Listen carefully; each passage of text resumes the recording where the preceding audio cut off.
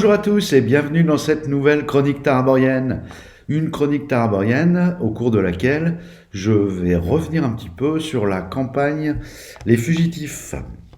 Donc cette campagne qui est démarrée maintenant depuis 7 séances, nous allons jouer la 8e séance la semaine prochaine. Donc il s'agit en fait d'une première chronique qui correspond en gros à un premier chapitre et d'une saga dont je ne peux pas encore révéler le nom aux joueurs. Donc nous sommes sur la chronique des fugitifs. Elle est motorisée, si vous êtes des habitués de mes vidéos, par le petit système, enfin l'agglomération de systèmes que j'ai dénommé Frankenstein. Donc à base de 5E, de DCC, enfin un petit peu tous les hacks OSR et plus modernes. J'ai pioché à droite à gauche je vous renvoie à la vidéo, vous avez une présentation. J'ai rajouté, je crois, quelque chose de nouveau par rapport à la présentation que j'ai faite. Il s'agit des tirages de compétences. Désormais, afin d'avoir des courbes un peu plus gaussiennes sur l'échelle des résultats, nous tirons les compétences avec 3d6 au lieu du d20. Voilà, ça évite le sempiternel joueur qui est supposé être bon, enfin personnage qui est supposé être bon dans une activité et qui fait un 2 ou un 3 sur le dé et qui rate lamentablement. C'est plus pratique ainsi, on a beaucoup plus de résultats moyens. On trouve ça plus intéressant.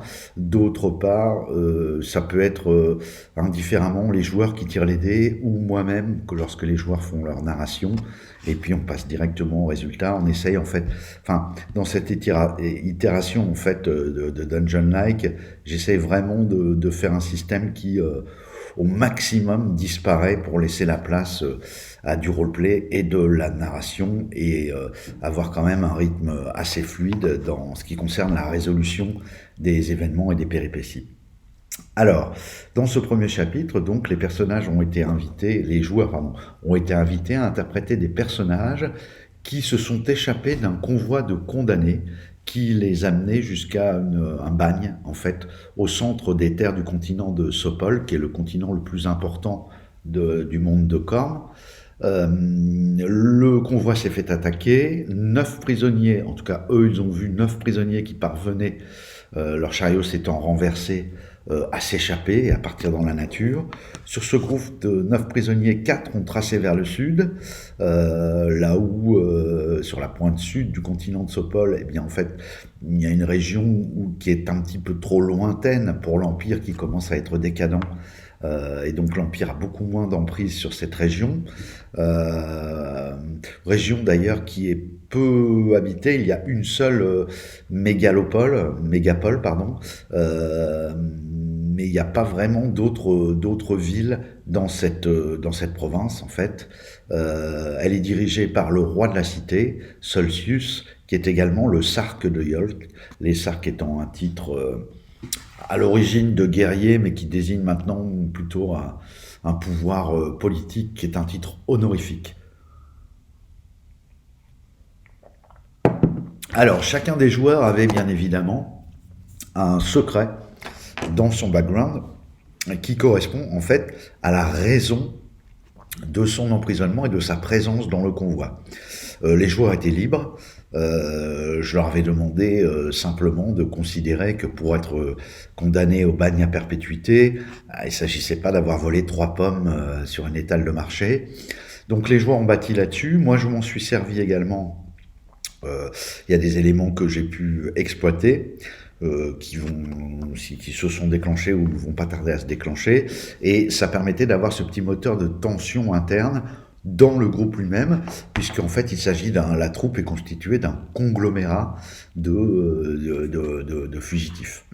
Donc 4 avaient tracé vers le sud, les 4 premiers joueurs qui ont participé à la campagne, 5 étaient partis vers l'est, espérant regagner la côte et pouvoir prendre un bateau pour...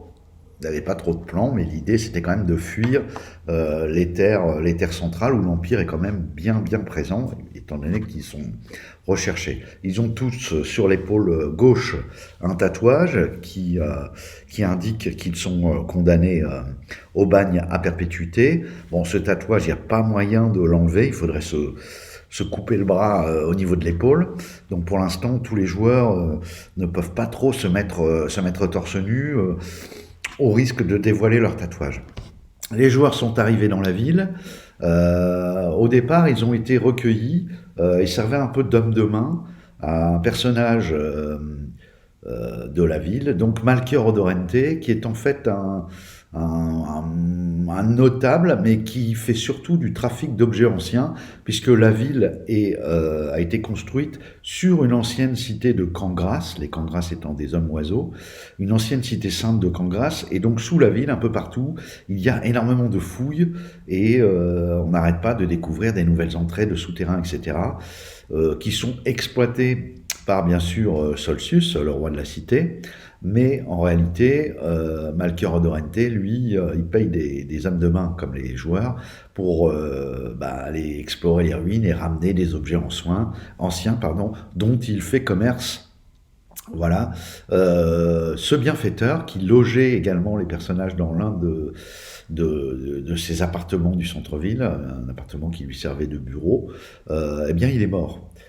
Il est mort, en tout cas c'est ce qu'ont appris les joueurs lors de la deuxième séance, mais en réalité quelques séances après, ils vont découvrir qu'en fait il n'est pas mort, mais il se fait passer pour mort. A priori, l'une des deux pierres que les personnages ont récupérées lors de leur première expédition, lors du premier scénario, il a pris une des deux pierres et il compte l'échanger avec un autre personnage inquiétant que les joueurs ont découvert dans cette campagne. Il s'agit de Karamis, le maître de guerre, qui est lui d'origine extérieure à la région et qui semble être dans la région et a passé commande auprès de Malchior Odorrente de tout ce qui pourrait se rapporter de près ou de loin à un tome draconique après lequel il court. Les joueurs vont d'ailleurs apprendre qu'il n'est pas le seul à courir après ce tome draconique, puisque plusieurs factions ou personnages courent après ce tome. Pour le moment, les joueurs ne savent pas pourquoi. De la même façon, les joueurs n'ont pas appris grand-chose sur leurs 7 premières séances de jeu à propos des deux pierres qu'ils ont trouvées. Ils en détiennent une, toujours, qui est dans le sac du voleur de la bande. Mais voilà, pour l'instant, ils n'ont pas fait trop de recherches concernant les pierres, ni ils les ont pas montrées à des gens, etc. C'est un peu un secret qu'ils ont, voilà, ils détiennent une des deux pierres. Ils savent également, parce que Malchior leur avait dit, qu'il y a une certaine Scylla qui travaille pour Isilcar et qui est en fait dans la ville, alliée avec des Cangras, et cherche à récupérer cette pierre. Là encore, les joueurs ne savent pas pourquoi. Tout juste ont-ils appris que le dénommé Isilcar est en projet de fabrication. Alors ils ne savent pas trop ce qu'il est en train de fabriquer. Mais voilà. Alors, a-t-il besoin des pierres par rapport à sa fabrication? Peut-être. Est-ce que c'est autre chose après lequel il court à travers les pierres? Là encore, pas de réponse pour les joueurs. Alors, ce qui est intéressant, parce que là, comme on approche de la fin de ce premier chapitre, ce qui a été intéressant pour moi, c'est de voir un petit peu, déjà, comment les joueurs se sont appropriés le propos de la campagne, qui était d'essayer de comprendre ce que pouvait avoir en tête un condamné, et comment il vivrait, il se positionnerait, en gros, s'il avait une deuxième chance dans sa vie, puisque avec l'attaque du convoi et leur évasion, il passe de personnage qui allait finir sa vie tristement dans un bagne à nouveau recouvrir une certaine forme de liberté. Et puis, ils sont dans une espèce de terre promise, cette nouvelle région du Sud. Certes, il y a pas mal d'intrigues qui ont lieu dans la ville, et c'est assez tendu dans la région, mais pour eux, c'est une nouvelle chance, puisque l'Empire ne semble pas avoir trop la mainmise là-dessus.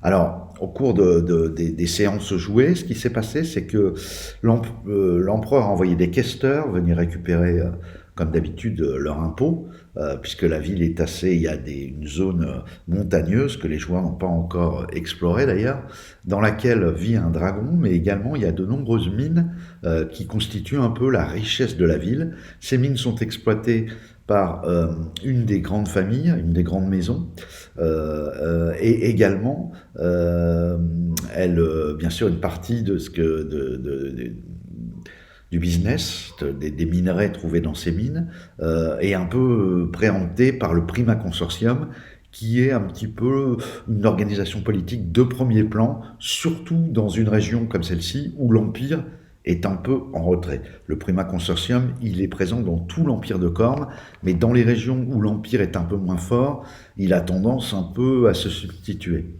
Le roi de la ville a, semble-t-il, un peu peut-être pété les plombs, puisqu'en réalité, il a fait tout simplement décapiter 4 des 5 représentants, questeurs, ou 3, je ne sais plus, je crois que c'est 3, et 2 autres sont retournés porter la bonne nouvelle à l'empereur. Donc, qu'est-ce que ça a déclenché? Eh bien, l'empereur a pas voulu l'entendre de cette façon-là, et donc il a envoyé des hommes d'armes qui sont en train de franchir la barre montagneuse, disais-je, qui délimite la région.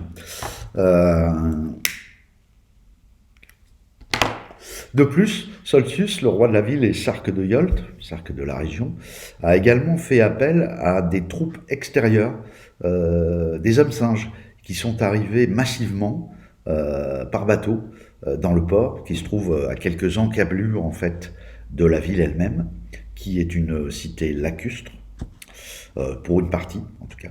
Et bien du coup, que se passe-t-il?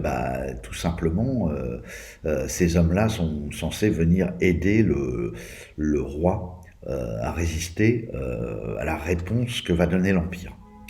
Entre deux, ce qu'il faut savoir, c'est que sous la cité, ça les personnages le savent également, donc sur la partie terrestre, il y a les ruines Cangras, et sous la partie maritime, il y a en fait une abolette qui est prisonnière suite à une coulée de lave d'un des volcans qui se trouve bien au nord sur les montagnes, il y a des centaines d'années, qui en fait a obstrué dans une espèce de passe maritime et fermée du coup, la fameuse abolette. Et l'abolette, avec le concours des Cangras, va essayer de se libérer pour reprendre un peu la mainmise sur la ville.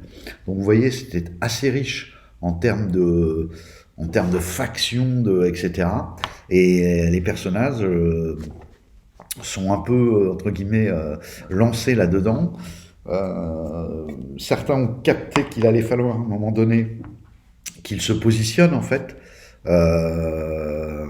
On n'est pas loin d'arriver à ce moment-là où ils vont devoir faire un peu des choix. Alors bon, les choix bien sûr sont complètement laissés libres aux joueurs, et à l'issue de ces choix, bien sûr, ça débouchera sur de nouvelles aventures, une nouvelle chronique, donc qui sera la 2e de cette saga, et qui ne sera, je pense, pas jouée dans l'immédiat, parce que je veux pouvoir la retravailler avec les nouveaux éléments. Je ne sais même pas si les joueurs joueront dans cette 2e chronique le même personnage pour les survivants, ou feront des nouveaux personnages et on jouera dans un autre lieu. Donc que dire de cette campagne? Moi, j'en suis assez satisfait. On a eu des petits soucis à la table parce qu'il y avait 2 joueurs qui s'étaient inscrits au départ dans la campagne et puis qui ont lâché l'affaire. Je pense que ça leur a un peu passé au-dessus de la tête, le côté campagne avec beaucoup d'intrigues, etc. Bon, c'est plus des joueurs qui sont habitués, semble-t-il, à vouloir faire de l'épique, des choses comme ça, donc ça leur a pas convenu. Donc il y a un premier switchage de table. J'ai donc recruté entre guillemets de nouveaux joueurs qui étaient partants. On est reparti comme ça. Il y a eu encore un personnage qui a abandonné parmi les nouveaux joueurs, qui s'attendait pas du tout à ça. C'était certainement mal compris sur le brief. Ça lui convenait pas du tout comme type de campagne. Et puis un autre joueur qui a voulu rentrer, qui m'a fait une demande pour rentrer. Donc comme il y avait de la place, je l'ai fait rentrer. Donc actuellement on tourne avec 4 personnages. comme au départ en fait, sauf que ce n'est pas les mêmes. Et du coup, en fait, il y a que 2 joueurs qui sont là uniquement depuis la première séance. Alors ça fausse un peu le truc parce que c'est effectivement le genre de campagne où vous avez des indices que vous pouvez très bien trouver au cours du premier scénario et qui vont prendre sens et s'imbriquer dans le puzzle uniquement à la séance 5 ou 6. Donc quand vous n'avez pas joué le début, même si on vous a fait un bon brief, c'est que c'est l'entrée dans la campagne, elle est un peu compliquée. Moi, j'en discute souvent avec les nouveaux joueurs. Ah, ils me disent qu'ils ont un peu du mal à se mettre dedans. Donc, je pense que ça va venir. Voilà, je sais pas si ces joueurs-là seront présents pour la deuxième chronique. En tout cas, il y aura certainement aussi des nouveaux. Donc, je suis en train déjà de commencer à réfléchir à la façon dont je vais pouvoir faire un petit document de synthèse, de manière à ce que les personnages qui participeront, et les joueurs surtout qui participeront à la deuxième chronique, pourront le faire dans les meilleures conditions possibles, en ayant quand même en tête tout ce qui s'est passé dans la première chronique. Voilà, je pense que j'ai fait le tour. Je suis assez content du Frankenstein. Pour l'instant, voilà, on est toujours en espèce de playtest, hein, puisqu'on c'est un peu une expérience ludique qu'on mène en direct. Et pour l'instant, ça a l'air de fonctionner. Côté joueur, ça leur va. De mon côté, ça me va. Ça allège énormément. Les parties sont plus fluides. On est moins sur le côté réussite, tirage de dés, etc. On arrive à être un peu plus faire des séances un peu plus immersives. Donc j'espère que ça va tenir ses promesses et que ce petit Frankenstein a des beaux jours devant lui, même s'il n'est pas certain du tout que le second chapitre se joue soit motorisé par Frankenstein, puisque j'aimerais bien tester aussi du fameux Against the Dark Master, hein, qui est une nouvelle émulation de Rollmaster, qui était un jeu qui a beaucoup compté dans mon parcours rôliste. J'ai un peu envie de tester ça aussi, donc je vais voir. Rien n'est encore décidé, de toute façon il reste encore quelques séances avant la fin de cette première chronique, donc ça me laisse le temps d'aviser. Voilà, je me devais de faire le point sur cette campagne. C'est pas mal parce que de vous le passer, ça me permet moi aussi de me refaire un point un peu plus précis. J'espère que cette vidéo vous a plu, je vous remercie d'avoir écouté et je vous dis à très bientôt pour une prochaine vidéo. Au revoir.